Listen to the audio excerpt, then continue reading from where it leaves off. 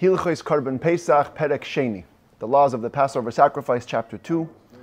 This is an entire chapter dedicated to a special law that I think you only find by the Korban Pesach, which is called the Chabura, the group. You have to eat the Korban Pesach in a group, and only those who registered to the group can take part in the Korban Pesach.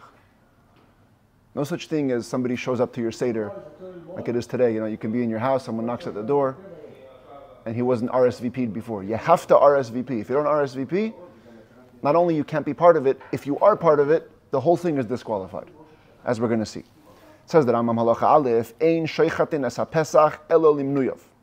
You cannot slaughter the Passover sacrifices except for the sake of those who registered to it. Shanemar, as it says in the verse, Tachaisu al haseh. What does tachaisu mean? Tachaisu means you have to count yourself. You have to RSVP. You have to reserve a spot on the sheep. Melamed shemismanim alav keshehu chai. While it's still alive, you have to join the group. You have to sign up and say, I'm going to be part of the group. Those who join, those who register to the Passover offering are called B'nei Chabura. B'nei Chabura means members of the group, but it's a reference specifically to members of the group who signed up. Halacha beis, Yachid sheshachat as ha-pesach la'atzmai, kosher. Technically, if one guy lives alone, doesn't have a group, he slaughters the Korban Pesach totally for himself, kosher, that's kosher. But he has to be able to eat it all. He has to be an eating champion, because there's a mitzvah, or a prohibition actually, that you cannot leave over the Passover meat to the next morning. So you really have to be able to eat it all. We do our best, we try, we put an effort that you should never end up slaughtering a Passover sacrifice just for one individual. It says here, the verse says, Kol Adas Yisrael Ya'asu Eisai. The entire congregation of Israel should make it. But the word Ya'asu is written in the plural, which means that you should always have plural amount of people, 2 people or more, performing the Korban Pesach. Never alone. Never alone. Halacha Gimel, Ein Sheichatin Es HaPesach, Elo Al Mi Shero Ilecho. Now, not just anybody can join the group. You can only slaughter the Passover sacrifice for somebody who's able to eat. Haya Echad Mibnei Chabura Katan, Oy Zakein Oy Chayla. So if one of the members of the group was a child, under bar bas mitzvah, an old person, it's hard for them to eat. Sick person, Im Yachal Lechel Kazayis Sheichatin Alav. If he's able to eat at least an olive-sized portion of meat, then you can slaughter the Passover sacrifice, having him in mind as part of the group. B'im lav ein Sheichatin Alav. If not, you cannot slaughter it for him. He cannot be part of the group. Shenemar, because it says, Ish lefi ochloi. Each man according to what he can eat. That means that he has to be able to eat. Ad sheyir roi lecho. He has to be fit to eat. Afilu chabura shel meya. Even if you have 100 people in the group. Ve'ein kol echad me'an yachal echel kazayis. But nobody can eat an olive-sized portion. Right? You go to one of these old age homes, is 60% Jewish. Okay, so you have 100 Jewish residents over there, 85 years old. So imagine you put down this Korban Pesach in front of 185-year-olds. They're all going to eat a little bit, but nobody's going to have a kazayis. Nobody's going to have an olive-sized portion. So therefore, ein sheichatin aleim. You cannot slaughter a Passover sacrifice for a group, even if it's 100 people. But neither one, no individual, can consume a kazayis of meat. That's no good. Halacha dalid ein oisin chabura nashim va'avadim oiktanim va'avadim. You cannot make a group. The group that eats the Korban Pesach together cannot be exclusively women and slaves or children and slaves, because we don't want to encourage lightheadedness between them. But you could have a group that's exclusively women, a women's Passover sacrifice group. Even if it's a second Passover sacrifice, Pesach Sheni, or exclusively servants. A very unique law. You're allowed to slaughter a Passover sacrifice for a child if he's going to be part of the group. But you cannot have a group that's fully children, because they don't have what's called halachic maturity. They're not obligated in the mitzvahs on their own, so you can't have a group just of kids. And also,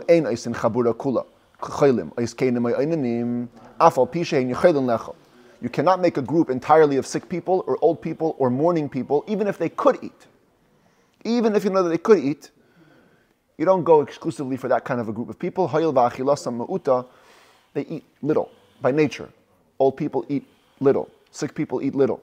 And therefore, Shema Yashiru Pesach Viviyu L'dei Psul is a very high chance they're going to leave over from the meat of the Korban Pesach and bring it to disqualification.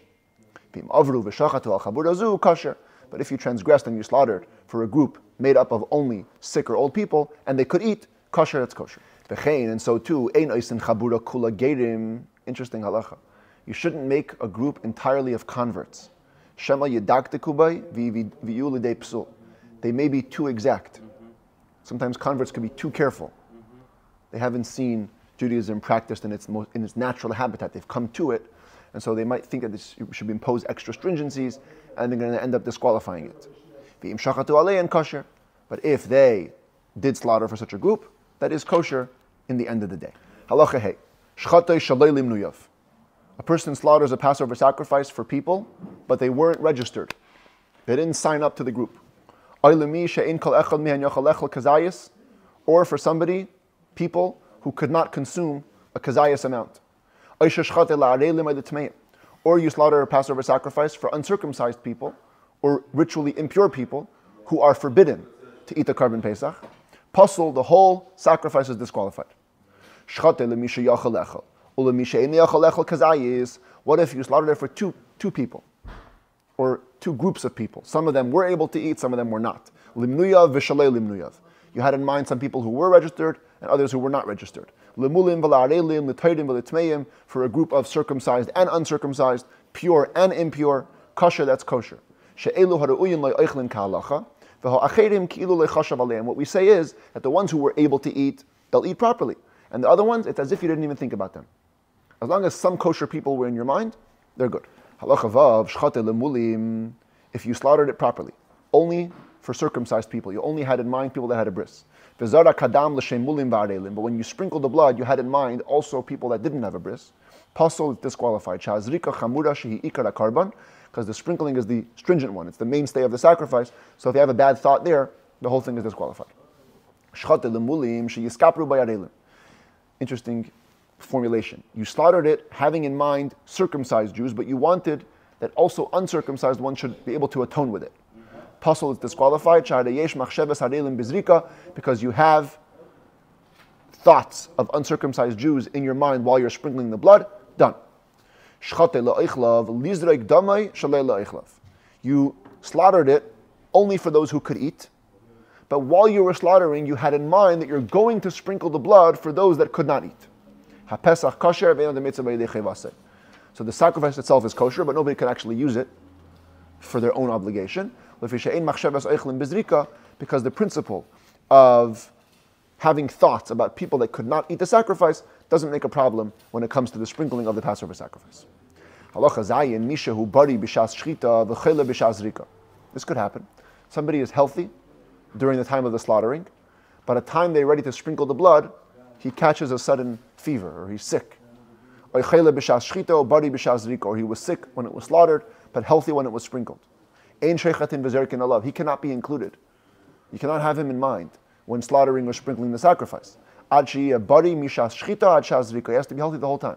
He has to be healthy. He has to be potentially able to eat the sacrifice the whole way through. What does this person do? Just wait till Pesach Sheni. Wait a month, bring the second Passover sacrifice. Yeah. Halacha ches, sheichet adam al yedei b'nayu bitei haktanim. A person can slaughter his own Passover sacrifice and have in mind his young sons and daughters under bar bas mitzvah. V'al yedei avdei v'shivchasei haknanim. He could also have in mind his Canaanite slaves and maidservants. They come as non-Jewish, but anytime a Jew owns a non-Jewish slave, he puts them in the mikveh for a quasi-conversion. So you can have them in mind for your Passover sacrifice, bein midaitan, bein shalei midaitan, whether or not they consent.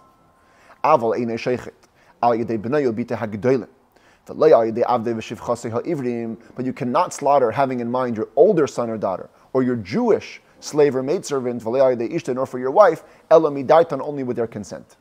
Before you slaughter for them, you have to get their approval to be part of the group. If they were quiet and they didn't protest, that's called agreement. They don't have to verbally say, yes, I agree. Even just a quiet response is okay.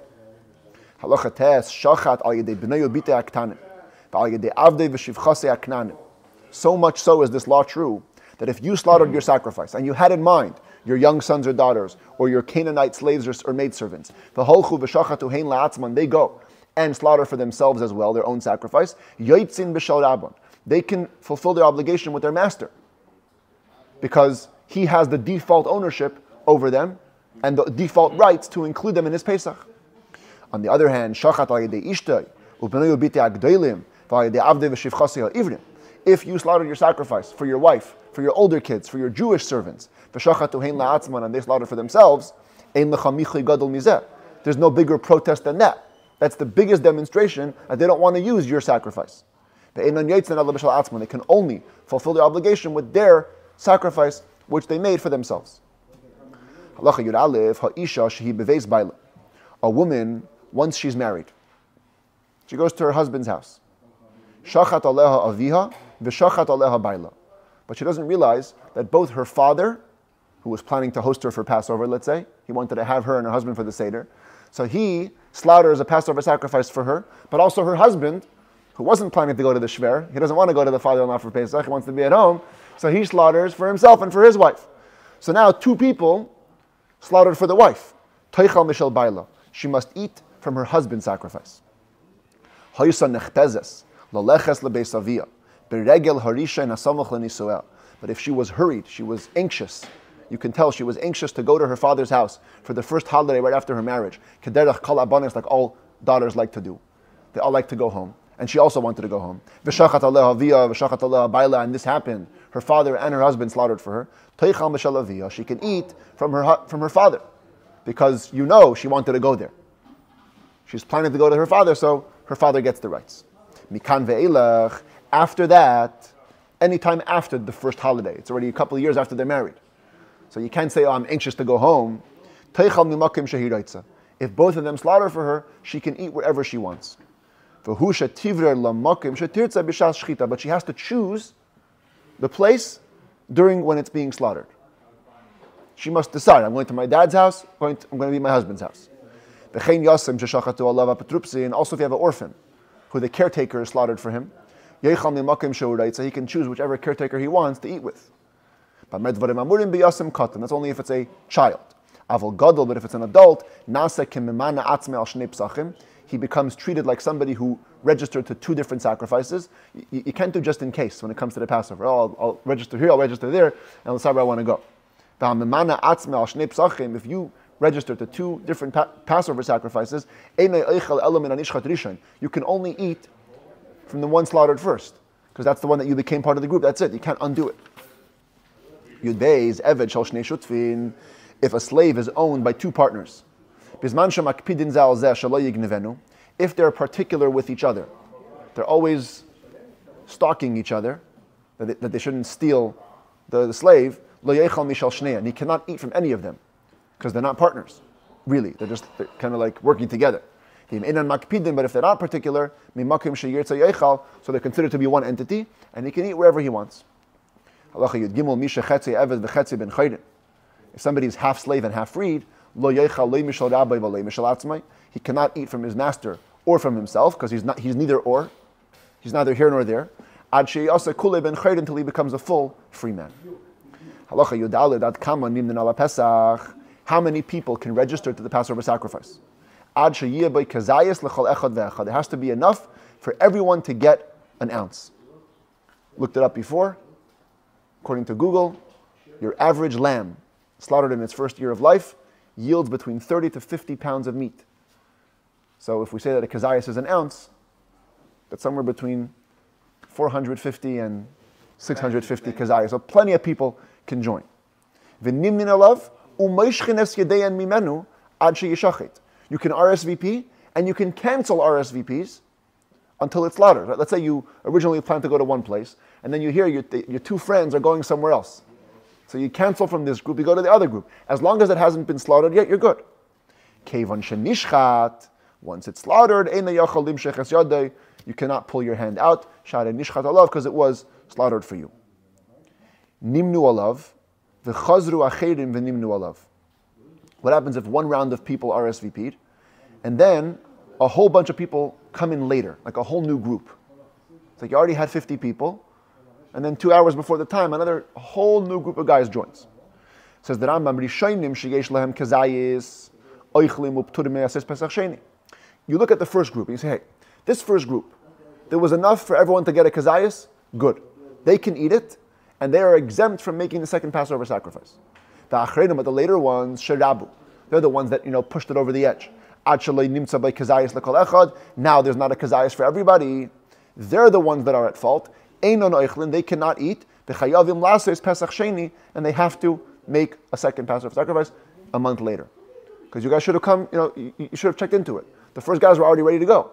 If they would leave them alone, they would have enough in the Korban Pesach. Now, because you added yourselves, so it's your fault. Halacha tezvav, this is a really Jewish thing. Okay, a guy is going to a Seder, and he doesn't ask the host. He tells his friends, hey, you guys come with me. You could share my portion. Yeah, show up, and you could share my portion in the Passover sacrifice. Whatever I get, say it's 10 people in the group, I get a tenth, I'll divide my part with you. And the guys, they don't know about him. Here they are. Everyone's sitting around, and boom, these two guys show up. Here we are. We also want to be part of it. The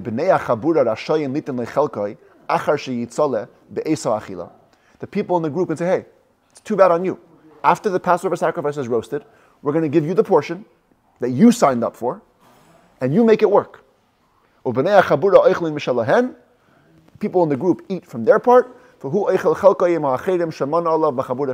and he eats just his portion. He's got to divide it with all of his friends that he made his little mini RSVP group. It's people in a group, and everybody knows that this one guy is going to stuff his face. Everybody knows he always eats too much. The group can tell him, hey, stay away from the table. You go away. We'll give you your portion. We divide it equally. Whatever your portion is, take it. Eat it on your own. But if he's not gluttonous, so then, I don't care if there's social drama between you or you don't like each other, you cannot divide the group. Everyone's got to eat it together.